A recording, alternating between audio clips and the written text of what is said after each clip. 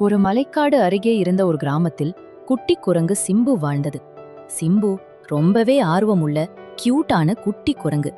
ஆனால் ஒரு குறை இருந்தது. அது ஒரு வேலையையும் முழுமையாக முடிக்க மாட்டேன். நாளுக்கு நாள் சிம்பு ஒரு வேலை ஆரம்பிக்குது. ஆனா பாதியிலே அதை விட்டுடுறது. ஒரு நாள் மரம் ஏறுது. ஆனா மேல போனதும் திடீர்னு கீழே விழுந்துச்சு. இன்னொரு நாள் நதிக்கு பக்கத்துல குட்டி தூணி கட்டி வீடு கட்டுறது. ஆனா ரொம்ப சீக்கிரம் சலிப்பா விட்டுடுச்சு. கிராம விலங்குகள் சிரிச்சு, ஏதாவது ஆரம்பிச்சா சிம்பு முடிக்க மாட்டேன். சிம்புவுக்கு கொஞ்சம் கவலை ஆயிற்று.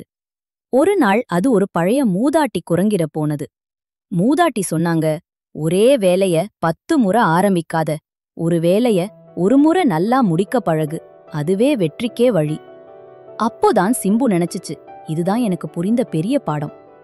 அந்த நாள் முதல் சிம்பு எதையும் ஆரம்பிச்சா அத முடிக்காம விட்டதே இல்ல. எல்லாரும் சிம்புவ மீண்டும் பாராட்ட ஆரம்பிச்சாங்க.